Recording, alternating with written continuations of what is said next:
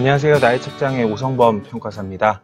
오늘은 공시가격의 감정평가에 대해서 좀 설명을 드리려고 합니다. 요새 공시가격 때문에 말도 많고 탈도 많은데 공시가격을 좀 전체적으로 좀 훑어볼 수 있는 그런 내용으로 준비를 했습니다. 일단 전체적인 목차를 보시면 공시가격 제도의 개요를 오늘 좀 설명을 드릴게요. 공시제도는 89년부터 시행이 됐고요. 89년도에 지가공시 및 토지 등의 평가에 관한 법률이라는 법이 제정이 되면서 89년도부터 시행이 됐고, 그리고 나서 이제 두 차례 큰 개정이 있었습니다. 뭐 중간에도 작은 개정들이 있었는데, 큰 개정은 두 차례로 이루어졌죠. 2005년에 한번 이루어졌고, 16년에 이루어졌고, 이렇게 두 차례 이루어졌습니다.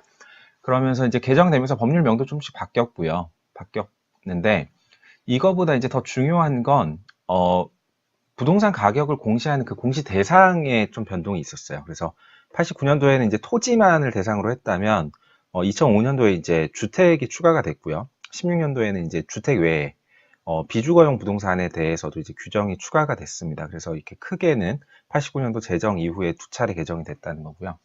이 공시제도를 수행하는 주체는, 국토교통부하고 시군구청장입니다.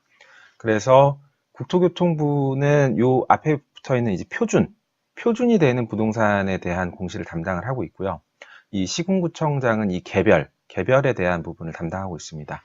나중에 또 소개를 드릴 건데, 이 표준과 개별의 의미는 뭐냐면, 공시제도라는 게 이제 전 국토의 부동산을 다 평가를 하거나 산정을 해서 가격을 이제 넣어 놓는 건데, 그걸 이제 다 하는 것이 이제 너무 어렵기 때문에 표준이라고 해서 이제 샘플, 특정 지역을 대표할 수 있는 토지라든지 특정 주택을 대변할 수 있는 주택을 이제 샘플을 뽑아서 그거에 대해서는 이제 공수를 좀 들여서 조사하거나 평가를 하고 나머지 이제 나머지 그 샘플이 아닌 나머지에 대해서는 이제 프로그램을 통해서 이제 자동으로 산정되게 한다는 거죠. 그래서 개별 샘플에 대한 공시를 담당하고 있는 주체가 이제 국토교통부가 되는 거고, 나머지 이제 전수에 대한 것을 담당하고 있는 게 이제 시군구청장이 된다라고 보시면 될 것 같습니다.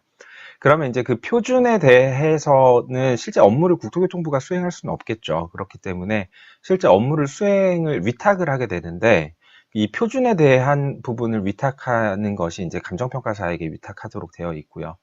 그 다음에 이 주택이나 비주거 부분에, 주택에 대한 부분은 이제 한국감정원에 위탁을 하게 되어 있습니다. 그래서 실제 공시 주체는 국토교통부와 시군구청장이지만 실제 수행하고 있는 것은 감정평가사와 한국감정원이라고 보시면 될 것 같습니다. 다음으로 이 공시제도를 그러면 어디에 활용하고 있느냐를 보시면 될 것 같은데, 주택에 보통 60개 정도 활용되고 있다라고 얘기를 해요. 근데 그거를 이제 좀 이렇게 분류를 나눠 보면, 복지 측면에서 활용되고 있는 부분이 있고요. 그 다음에 조세, 그 다음에 부담금, 그 다음에 부동산 평가, 그리고 그 외 행정 분야, 이렇게 5가지로 구분할 수 있을 것 같습니다. 그래서 지금 주택에 이슈가 되는 부분은 이제 이 조세 관련해서 이 공시가격이 사용되고 있기 때문에 이 부분이 이제 좀 문제가 많이 되고 있는 거고요. 그 외에도 이제 복지 관련해 기초연금이라든지 아니면은 장애인 연금 아니면은 건강보험료 이런 것들이 이제 많이 중요하게 문제 제기가 되고 있죠. 그래서 이런 부분들에도 공시가격이 영향을 미치고 있고요.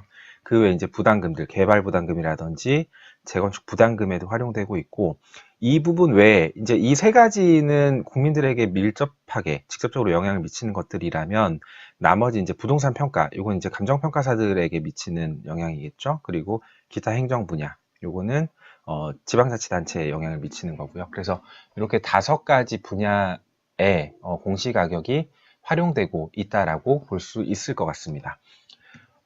실제 국가법령정보센터에서 공시지가로 검색을 해보면 검색이 되는 게 총 185건이에요. 그래서 굉장히 많은 법률에 이 공시가격이 쓰이고 있다라는 사실을 아실 수 있을 것 같습니다. 그래서 이 공시가격 하나가 어떻게 결정되느냐에 따라서 국민에게 밀접하게 연관된 분야뿐만이 아니라 다양한 행정 목적, 그 다음에 부동산 평가가 모두 다 영향을 받는 중요한 요소라고 볼 수 있겠죠. 그래서 공시가격이 굉장히 다양하게 활용되고 있다라고 보실 수 있을 것 같습니다.